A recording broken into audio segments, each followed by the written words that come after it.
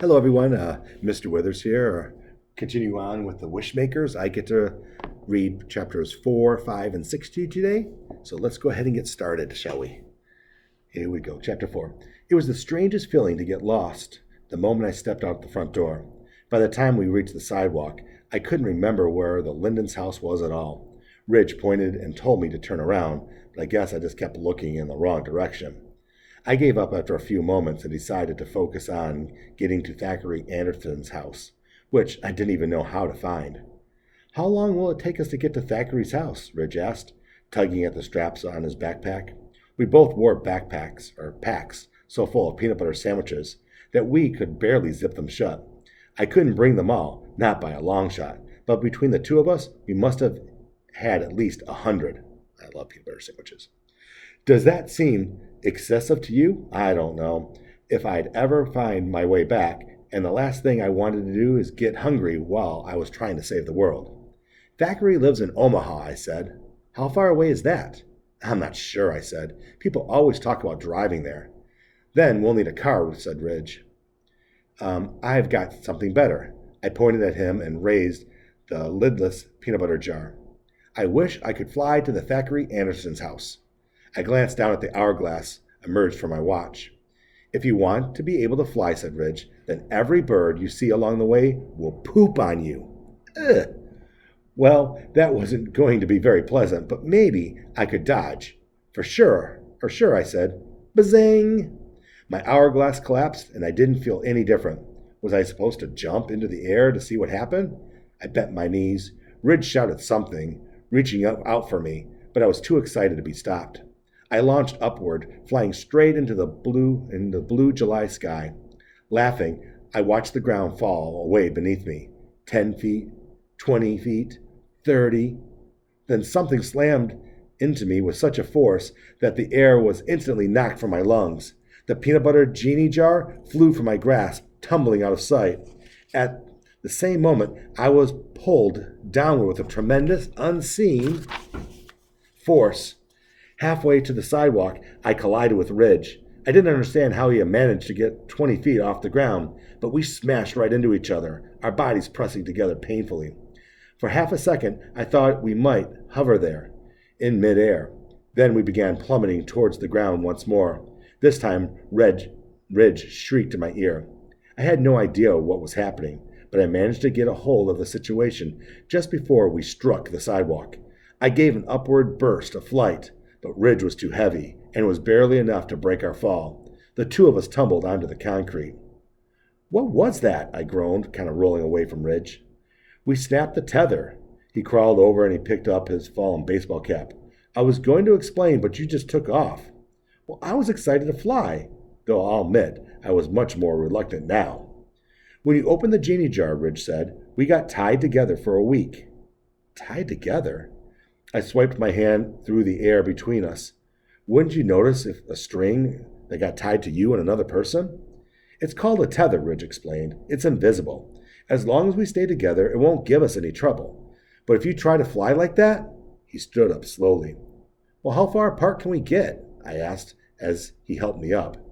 42 feet, Ridge answered. If we ever get more than 42 feet apart, the tether will remind us to stick together.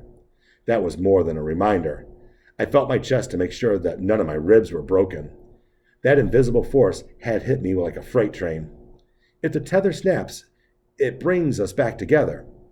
That explained why Ridge seemed to fly upward, meeting me in the middle of our invisible rope. What about my wish? My ability to fly would be totally wasted if I had to stay right by Ridge's side. He was too heavy to carry. There's a way, Ridge said, looking both ways and then running out into the street. He stooped down and he picked up the peanut butter jar I had dropped when the tether snapped. Is it broken? I asked as he carried it back to the sidewalk. You can't break a genie jar, Ridge said. Well, isn't it made of plastic? Peanut butter jars were tough, but they didn't seem indestructible. Surprisingly, though, the thing didn't even have a scratch from the fall. Ridge shook his head, black hair bouncing. It's protected by the universe. Nothing can shatter a genie jar. He handed it to me. You can order me into the jar. It'll be a lot easier to carry me around that way. Another wish? I asked, glancing down at the empty container. No, he said. You just have to say, Ridge, get into the jar, and I'll be forced to obey.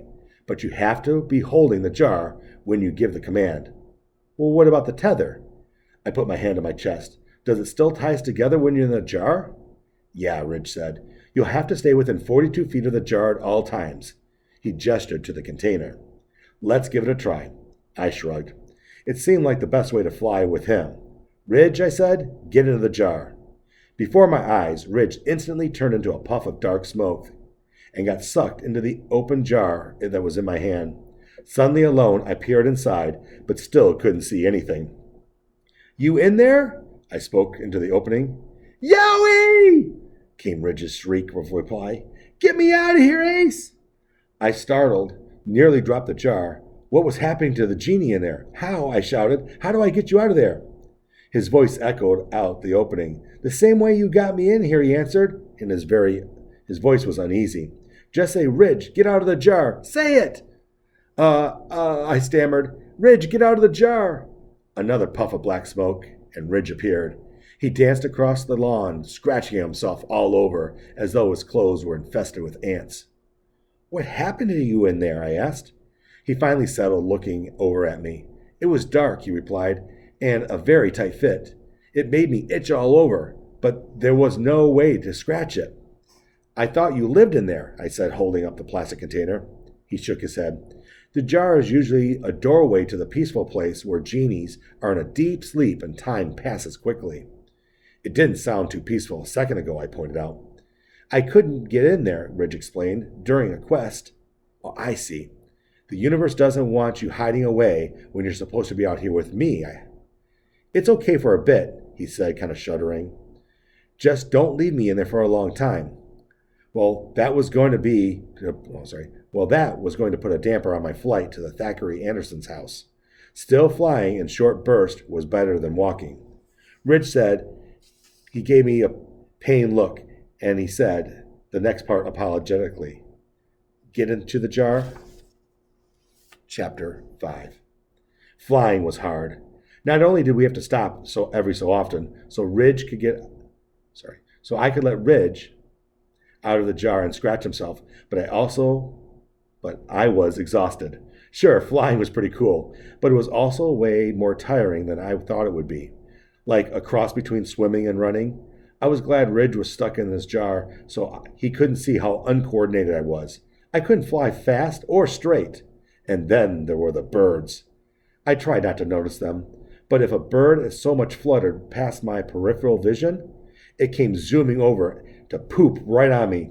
I tried to dodge or outdistance them, but those birds were incredibly determined and accurate. It was dinner time when we finally arrived at Thackeray Anderson's neighborhood. I was so splattered in bird droppings that I felt like I had been painted white.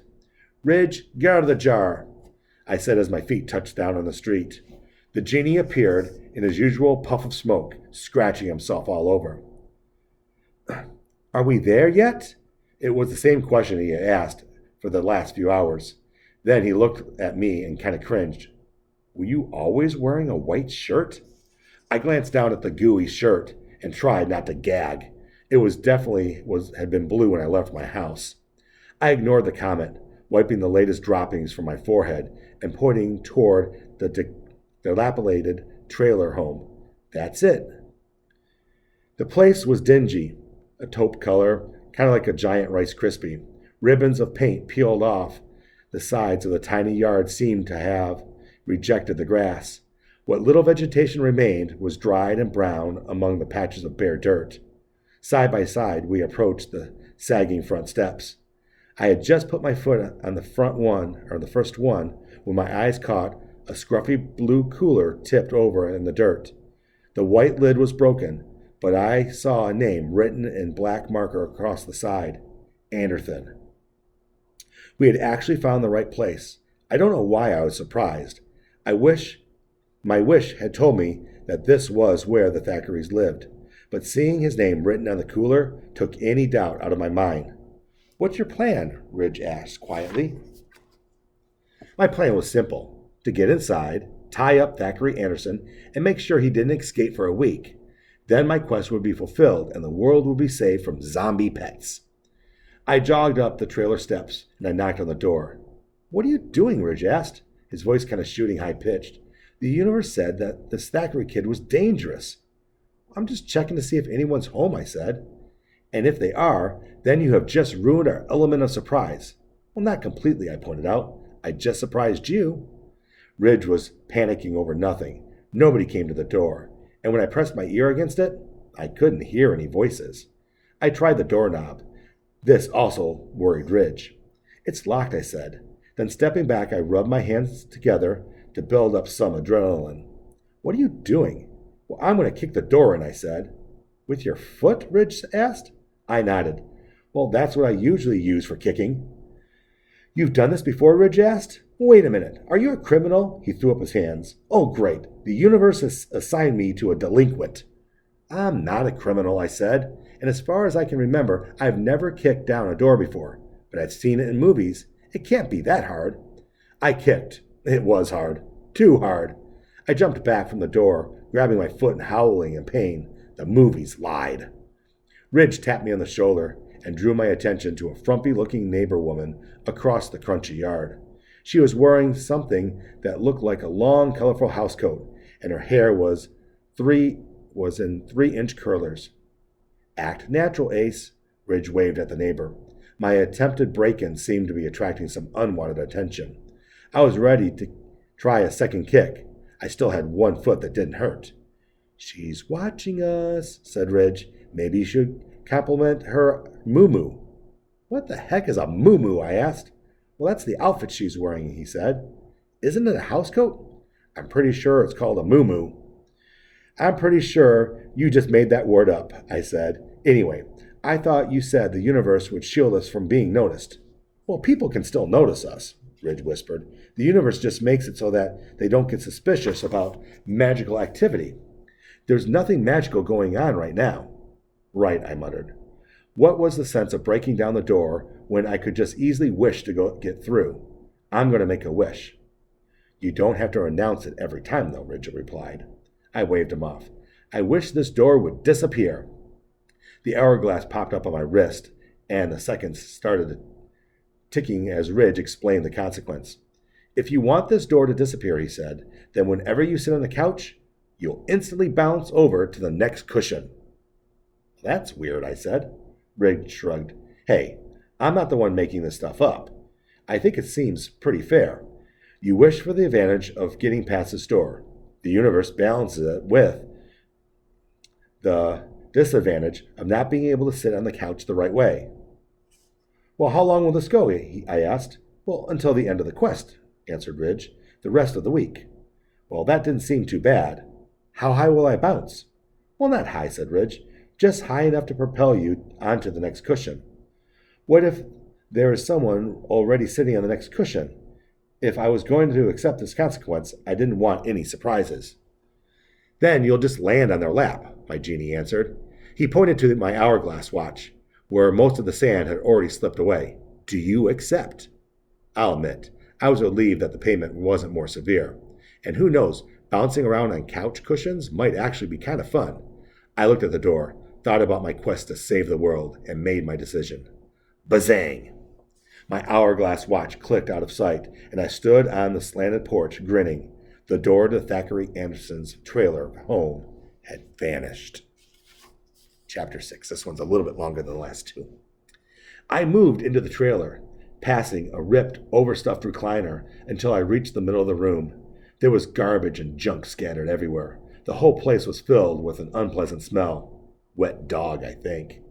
I glanced back at Ridge, who crinkled his nose as he stood in the open doorway. We should get out of here, he said, in a voice so soft that it was barely audible. Why are we whispering? I whispered back. Have you ever noticed that when one person starts to whisper, other people join in for no apparent reason?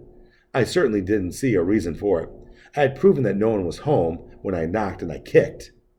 I'm just saying, I don't want to be here if Thackeray returns, said Ridge. Need I remind you that the universe said he was a very horrible kid? Need I remind you that the universe put me in charge of stopping him, I said, picking up a towel and wiping the residual bird poop off my head. I like to find out everything I can about this kid while we're in his home. Maybe even catch him if he decides to come back here. If Thackeray Anderson was trying to open an undiscovered genie jar, then the only way I knew to stop him was to capture him. Maybe I'll wish for a really big birdcage to put him in, I continued, or a human-sized hamster ball. I'll lock him up for the week, and that will complete my quest. Well, that's a good idea, he said. Hey, what are you doing? I'm changing my shirt. I found clothes draped over an ottoman. I carefully peeled off my filthy shirt and put the new one on. It probably belonged to Thackeray Anderson. And, going by the size, the kid was just a little bit smaller than me. Still, wearing a bad guy shirt was way better than wearing a poo-poo shirt. Much better, I commented. There were a few splotches on my pants, but my head and my shirt had definitely taken the brunt of the attack. A table in the corner of the room caught my attention. It was cluttered with objects, but somehow seemed more purposeful than the rest of the dirty home. A few pencils, a pad of sticky notes, a black notebook, a half-dozen maps marked with a pen. Someone was planning something. I shuffled through the maps. A journey. How can you tell? Asked Ridge, finally venturing across the room to stand by my side. Isn't it obvious? I pointed to the stuff on the table. Ridge shrugged. How do you know Thackeray Anderson isn't just a map collector? I would have told him how absurd that was if the bathroom door hadn't burst open at that very moment. Something darted toward us, a large gray mass of fur and snarling teeth. It burrowed into Ridge, sending him sprawling under the table with a scream. I leaped backward as the animal turned to face me. It was a wolf. There was an actual wolf in Anderson's trailer house, much larger than any dog I'd ever seen, and it had piercing green eyes and insanely long fangs. You would think it might be hard to get distracted if you're facing off with a wolf. However, something else caught my eye, entering the room. It was a girl, no more than my age, with long black hair spilling down her back. She might have looked intimidating if it weren't for the strange way she was moving. The girl kind of hopped forward as though her ankles were fused together. She held her hands tucked up close to her chest, and I couldn't help but think that she was acting kind of like a bunny. Partido, Vale, the girl shouted, 2 words that actually meant absolutely nothing to me. My attention immediately returned to the wolf, who made an almost instantaneously transformation into a red-headed girl, tackling me to the floor. From under the table, I heard Ridge shouting advice. Wish, Ace, wish! That was the wonderful suggestion from my hiding genie. But my mind suddenly blank on how to get out of this ambush. The red-headed girl had successfully pinned my arms and was reaching one hand towards my face. Don't let her cover your mouth, Ace! More good advice from a cowering genie. I looked up desperate to escape my attacker. I wish I was on the ceiling, I shouted. Underneath me, I heard my hourglass watch click out. I couldn't see the timer, but I knew I had less than 30 seconds to accept before the girl covered my mouth. If you want to be on the ceiling, Ridge called out, then every time you open a door today, it'll fall off its hinges. That sounded very sort of dangerous. What if the door fell on me? Oh well. In the moment, it seemed like the advantage of escaping to the ceiling was definitely worth the consequence of having a few doors fall apart. Bazang! The redheaded girl's hand closed over my mouth just as the universe granted my wish. Immediately, I was whisked upward, slammed into the ceiling as though it were the floor. The bad news was the redheaded girl didn't let go. Now, I was essentially in the same position I had been on the floor, only upside down. I tried to shout another word, but the feisty girl had an iron grip across my face. Her legs wrapped tightly around me in a crushing vice. Below me on the floor, the girl with the black hair strode forward. She no longer hopped like a deranged bunny. Her step even seemed to have more of a bit of a strut to it. Who are you? Asked the girl on the floor. I tried to answer, but I was bound and gagged by her partner. The genie is under the table, said the redhead. Like a child who had been found in a hide-and-seek game, Ridge quietly crawled into sight. Oh, hello, he said, as though he just noticed their arrival. You're the genie?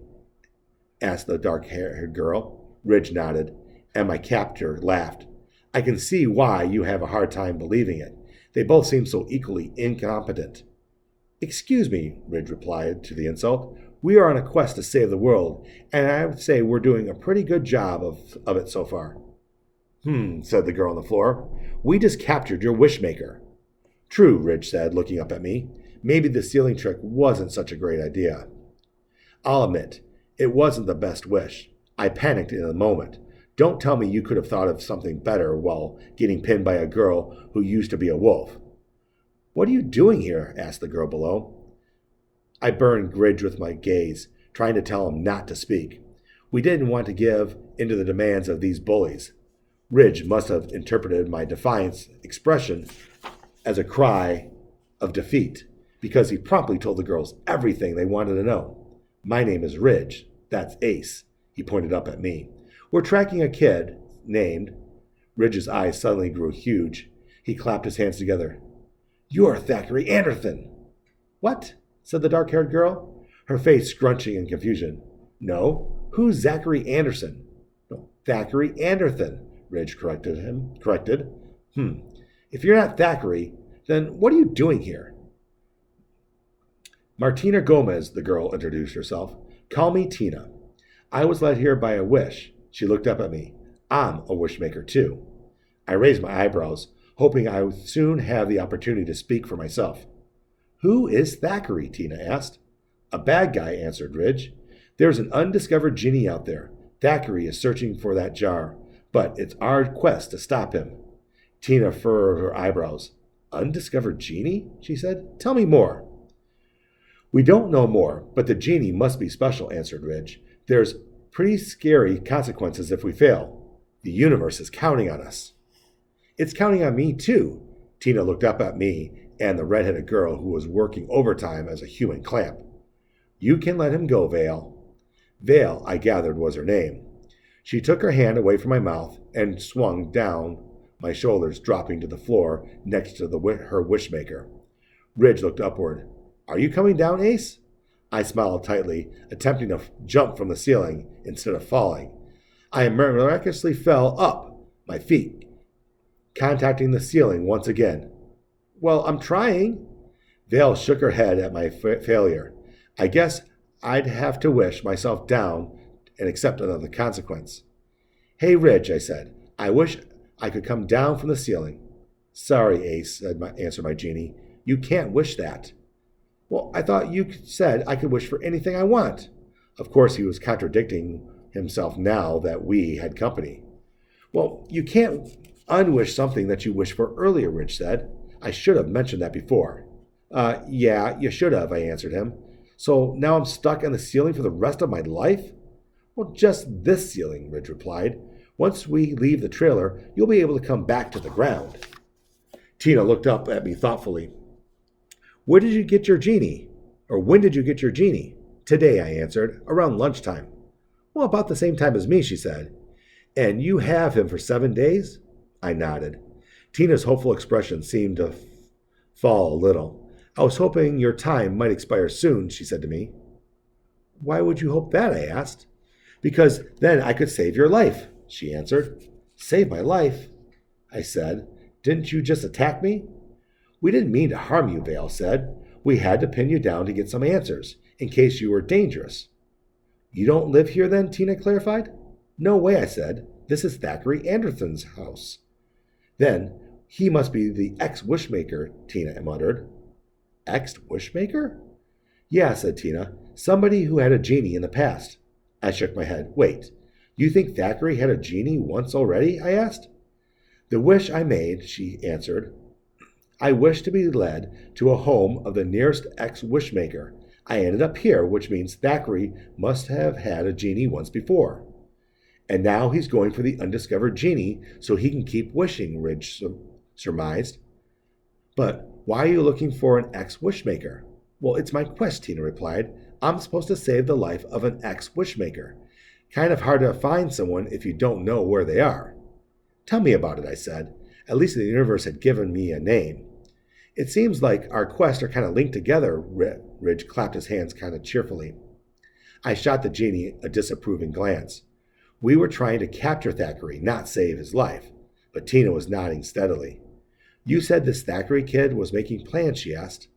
Above them all, I walked across the ceiling until I was standing over the table with the maps. I pointed down, we're thinking he's planning a trip, I said. Must be to find the undiscovered genie. Tina looked up at me. Then maybe we should beat him there. It was a good idea. If we raced Thackeray to wherever he was going, we could be in position to catch him.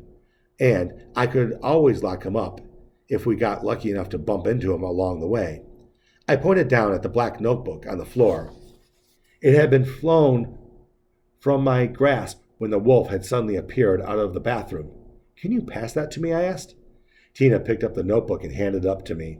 By this point, I wasn't feeling really great.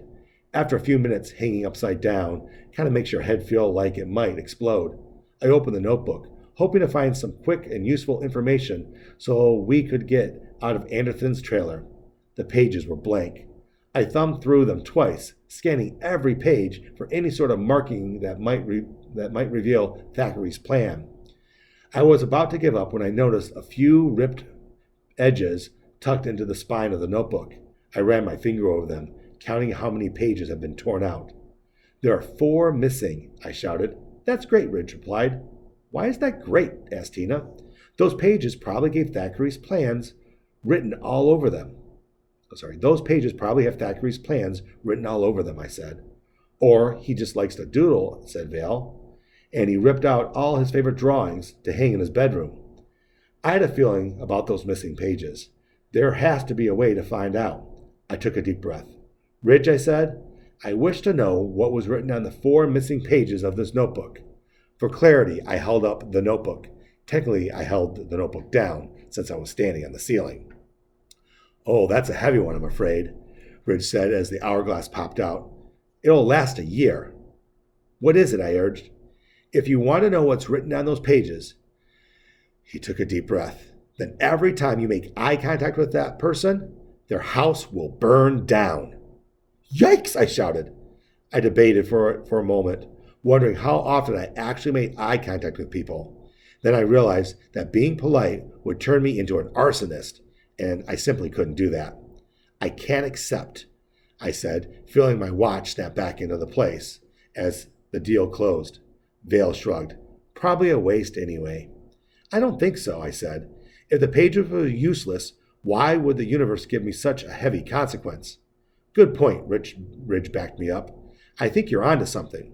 Now, I said, I should get a less severe consequence if I only wish for one of those pages, right? Ridge grinned. Probably.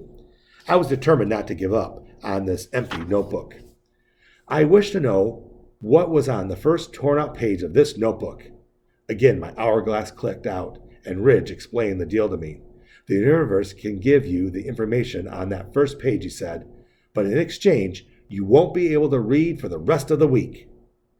I exhaled sharply. What about you? I asked Ridge. Do you know how to read? He kind of chuckled and clucked his tongue at me. Of course I know how to read, Ace. If the two of us were tethered together for a week, then I could always ask him to read for me. What about writing? Will I still be able to write? Strangely, Ridge said, yes, you won't be able to read, but you still know how to write. I glanced at my hourglass. Not much sand left. It was time to make the choice, accept or decline. How much did I believe in those ripped pages? Bazang, I said. At once my watch clicked away, and with it my ability to read. In the same moment, my mind was flooded with new information. The universe fulfilled my wish. Tell me exactly what was on that first missing page of the notebook. The knowledge deposited was over in a flash, my head pounding from hanging upside down for so long. Well, Tina asked. I closed the empty notebook. I looked down at all the others. I got it, I said. I know where Thackeray is going. I wonder where he's going. I don't know. I need to read the next chapter, but that's not until tomorrow. I will see you guys later. Hopefully you guys enjoyed this time.